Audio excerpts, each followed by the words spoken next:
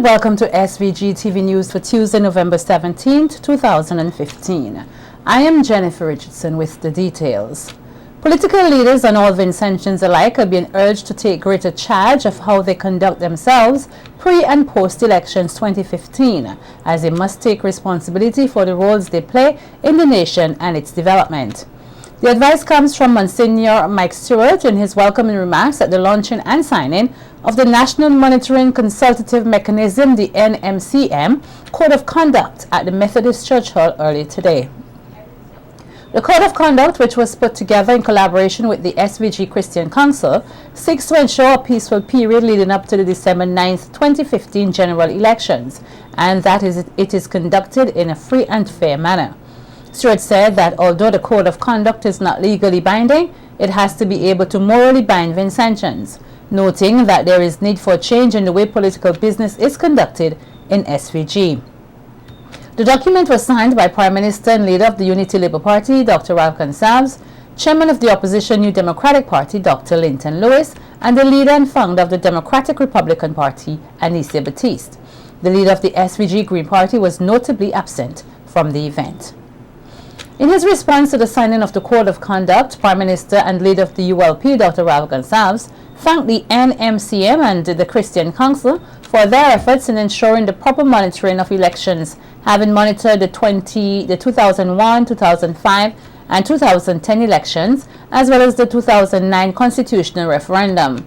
He assured the nation that while it is evident that the election campaigns have somewhat intensified, he will strive for his candidates and party supporters to maintain proper conduct both before and after the elections. Commenting on previous events which have sparked unsatisfactory behavior from both the ULP and NDP camps, Dr. Gonsalves asked for the supporters of both parties not to take a violent stand, pointing to the condition of the Sandhill intersection. Gonsalves said it is very unsightly and could have been prevented. I am hoping that we can get some entity which can help us to power wash the place. I don't know if the power washing would be done. As a government, that intersection is too important. The wall which is there, too sacrosanct to be desecrated in the manner in which it has been desecrated. That kind of campaigning is so 20th century. We have so many avenues. We have radio, we have TV, there's social media. We have beautiful billboards. We have lots of good music. Those things didn't exist when we started. Chairman of the Opposition New Democratic Party, Dr. Linton Lewis, also urged all Vincentians, candidates as well as leaders to stick to the Code of Ethics. Dr. Lewis said that his party stands by the signed document which ensures the proper conduct, fairness and justice for the upcoming general elections. But I wish to say that there are quite a number of guidelines and regulations and rules in this world that people follow, but just do not have the enforcement mechanism to punish people, to make them follow. If we go at the highest level, the General Assembly resolutions of the United Nations, they may not have binding effect on states, but many states still try to follow them. And even though there may well be no enforcement mechanism, and even though to some extent it may not have binding force from a legal perspective, we still feel that we have an obligation to follow them as best as we can. Agreeing with the principles of the Code of Conduct, as it mainly speaks about the conduct of candidates, leader of the Democratic Republican Party, Anicia Batiste, gave her commitment to the Code of Conduct. But he said that all supporters, though they have the right to freedom of assembly, should and could do so without violence. She also highlighted areas which she would like to see developed in order to ensure a fairer and just general elections. I'd like to give my commitment that should I become Prime Minister of St. Vincent and the Grenadines, and even should I become a Member of Parliament, I would stress and encourage legislation for the regulation of the registration of political parties and the regulation of things like the operations of parties with respect to things such as political campaign financing. We're talking about free and fairness of elections, and I believe that absence of such regulations affect the extent to which there is really fairness in terms of a level playing field for participation of political parties in the land. Opposition leader of the New Democratic Party, Anim Eustace, says that he has found a number of Nigerians being illegally registered to vote in his constituency of East Kingstown. Eustace, who aired his concerns on radio early today, said he found out yesterday that approximately 20 Nigerians who have not been living within the constituency nor are eligible to vote got registered. The NDP leader said this number excludes all the other constituencies where he believes the ULP is attempting to steal the elections, noting that this is no coincidence and does not signal a free and fair elections. Between 16 and 18 Nigerians registered in East Kingstown yesterday alone. You hear what I'm saying? Yes, and repeat that. Between 16 and 18 Nigerians registered in my constituency yesterday alone. So they have been living in East Kingston for the No. I know that some of them don't live in East Kingston. I know that already because we did some checks. Interesting. What Mr. Eustace? But what I'm pointing out is the number of persons in a single day, in the late people registration, the voters list comes out too late for you to do proper checks and so forth. But that has to be a pattern. What are the chances of 16 Nigerians coming to register in East Kingston on the same day? The opposition leader also adds that this is a very calculated plot by the ULP and urged voters to be vigilant by reporting all suspicious voter activities to the proper authorities. This is a deliberate, calculated exercise being carried out by the ULP candidate in East Kingstown. I want to urge the people of East Kingston to be vigilant. Yeah, but you see but you know that they're there. What I'm saying, and the processes, you might not be able to get them out and get all the information you need because this is a late registration period. Only a couple of days after that, the final vote is supposed to be published. It will be published, yes. So how do you deal with that? You stop them. You have to investigate, yeah, but you have to investigate and see where they live. Some of them will be in East Kingston and some will be other places. Even with a planned manifesto, is it a clear fact that the NDP has no plans for the country? That's according to the ULP's candidate for East St. George, Camilo Gonzalez, as he addressed the party's rally last Saturday evening at the Honestfield playing field. Gonzalez said that after reading and analyzing the 80-page document by the NDP, he has questions which he would like to pose to opposition leader Anim Eustace, as many of his plans are measures which the party could have accomplished in their capacity of opposition. And when I look through the manifesto of the NDP, I see that they are going to review 27 things. They're going to study 5 more things. They're going to examine 8 more things. And they're going to explore another 5 things. They're studying, they're examining, they're exploring, and they're reviewing. They review, but they don't do. Gonzalez spoke on the NDP's plans to have unknown international groups and personnel involved in developing various projects while in government, which he said is nothing but a scheme to trick Vincentians. He highlighted the absence of NDP's plans to address the One Laptop Per Child initiative, disaster and climate change, preparedness, and the Yes and Set programs. Gonzalez said that with all this missing, the NDP still wants to review austerity and warned Vincentians to be careful when casting their votes this election. Austerity is cutting your salary, cutting your jobs, cutting the social support and the social safety nets for the people, for the poor. That is what austerity is. And he tells you in his manifesto that the whole NDP has agreed that there is a need for austerity, but they don't tell you what kind of austerity they bring in. So ask him when you see him, what are you going to cut?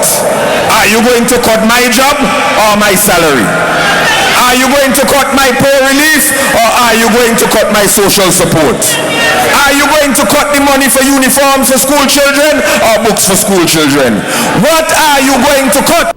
Maya Eustace, daughter of the leader of the opposition New Democratic Party, on Sunday night gave talk show host for the ULP Joseph Burns-Bonnedy 24 hours in which to produce evidence that says she was involved in the release of an audio recording making wrongs say in SVG and has also gone viral.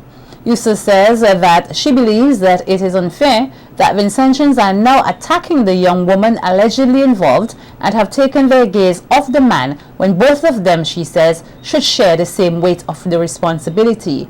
Eustace, who is also a lawyer, made it clear she had no involvement in publicizing of what she describes as distasteful recording and says Bonnedy and others need to stop implicating her and the NDP by extension. My back broad. Bring it on me. I had nothing to do with it, but try your best. Find the evidence. They have two courts in St. Vincent and the Grenadines. The Court of Justice, we all know where that's located, and the Court of Public Opinion. I am giving Burns-Bonnedy 24 hours to produce the evidence of my connection and Madonna Barber's connection to this sordid affair. Bring the evidence so that we can put this matter in that coffin right there. This election is not about a sex tape. But let me say one thing on behalf of women, whether it's Madonna Barber or any of the beautiful women here tonight. Why is it that in St. Vincent and the Grenadines, every time there is a recording of some sex act, you only ever focus on what the woman did? The woman is not alone. All of us are here by virtue of a commingling of a man and a woman. Additionally, Eustace says that the ULP has ignored and continued to treat the women of SVG with grave disrespect and says that the NDP can correct this. The ULP administration has literally sat on a bill, a domestic violence bill, that vastly improves the protections available to women whose husbands and spouses and brothers are assaulting and beating and abusing them in every way, shape, or form. That bill was produced on a sub-regional level, meaning not just in St. Vincent and the Grenadines. And nobody claimed it. The incoming NDP administration is going to claim it for women, and not because they are going to empower women. Women, can anybody empower you? No, we empower ourselves. What we want is a government that will step back, get out of our way, create a space in which we can manifest our agency. We can do for ourselves. Meanwhile, Eustace says people must not let themselves be distracted from the real issues faced here in the country by the claims of the ULP of labor love and their handouts. Eustace says that the deception of the ULP has happened before in the past and she is certain will happen again should they take office once again. She adds that only the NDP truly has a plan for the youths of SVG to provide them with jobs and a better future overall. When y'all are offered a $500 to vote a certain way, when y'all are given a piece of lumber and galvanized, how long is it going to last you? Is that helping you?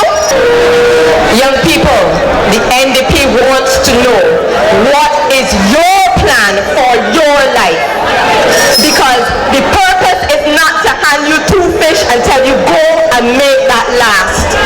It is to teach you to fish. It is to give you opportunity. All you want money, or all you want to be able to make your own money?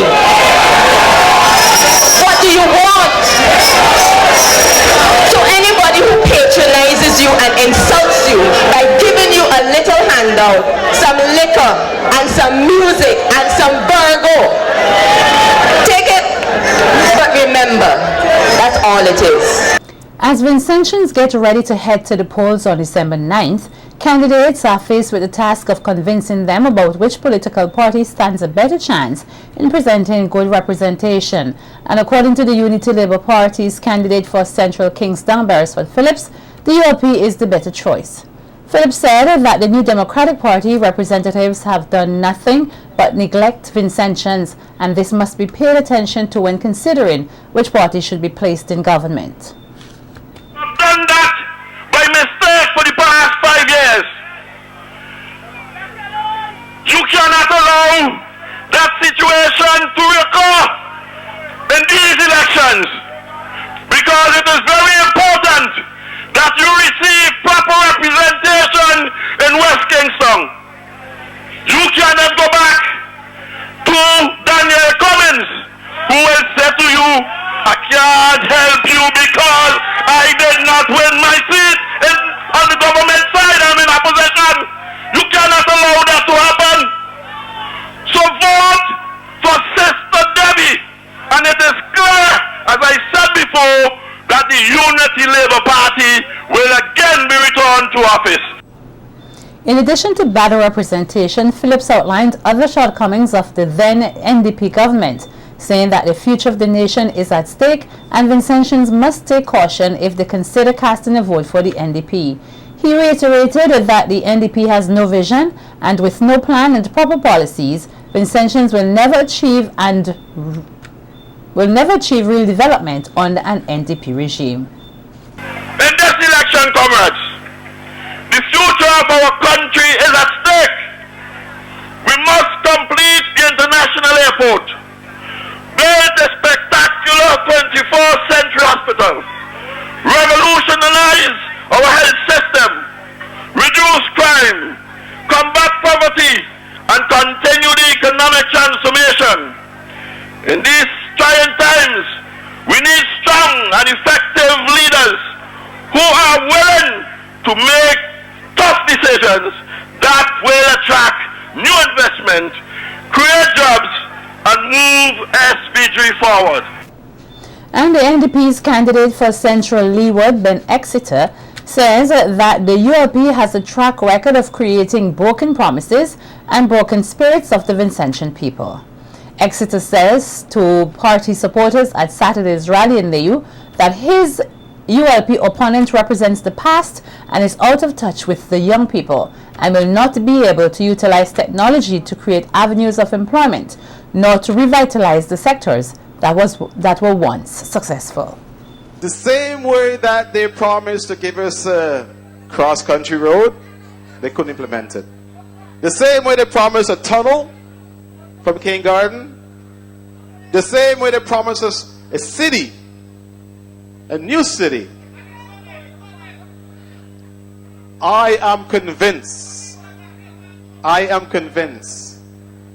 this idea of the tablet is a Me Too. NDP has an idea, ELP says Me Too. But the fundamental difference, we are not about to give a child a toy. We are about to give a child a functional tool which will help enhance their lives and help the cost of the textbook to eliminate. Big difference. Exeter further stated that a vote for him and his party is a vote for the fruition of the things that the party vows to do, as well as for better representation and good governance. We plan to put our people back to work, especially in Central Leeward. And people, when I speak,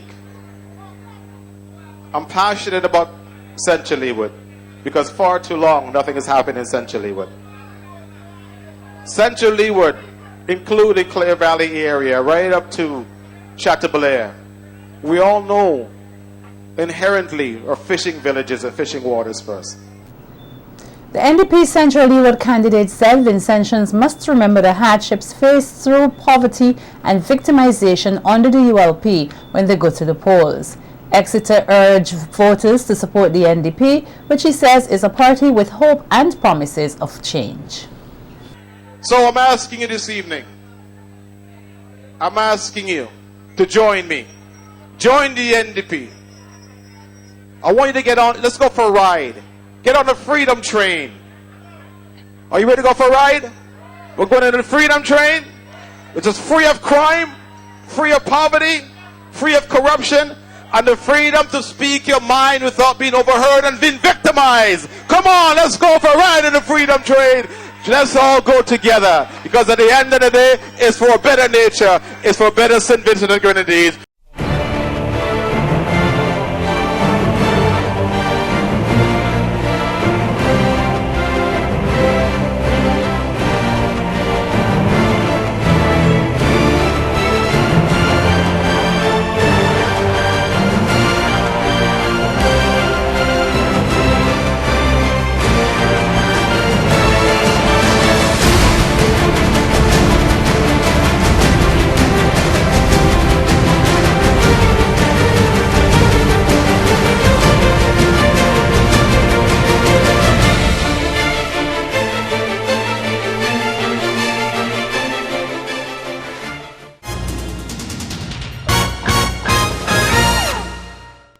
The preliminary judging in the 2015 NTRC I-Square competition for secondary schools and the various divisions of the SVG Community College commenced here yesterday.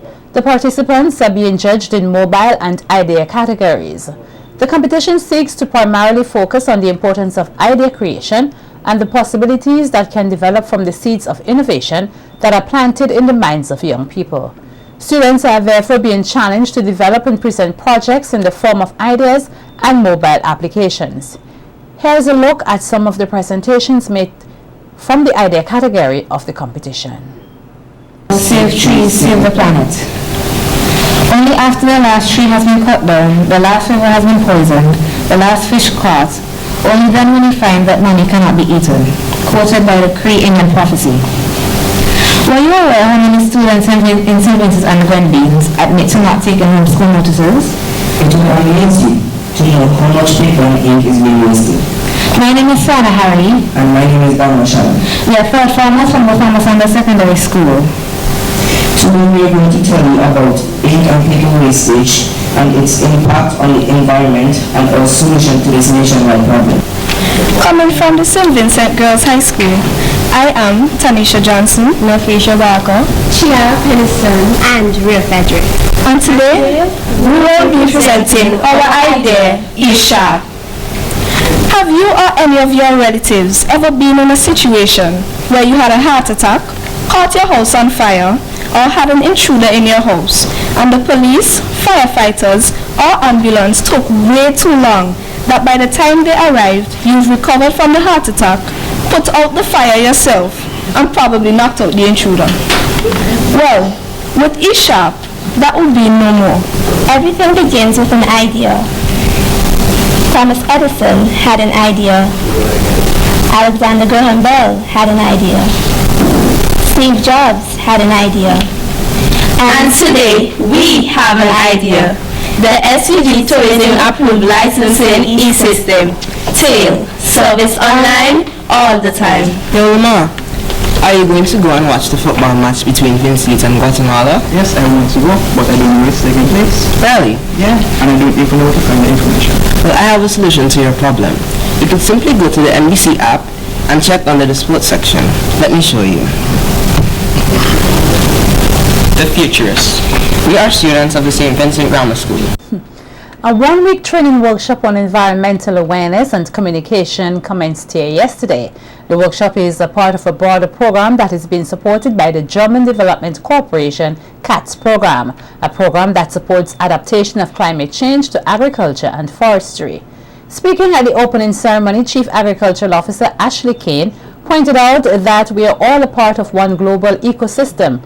Hence, what happens in Europe and other larger countries affect the smaller countries in the Caribbean.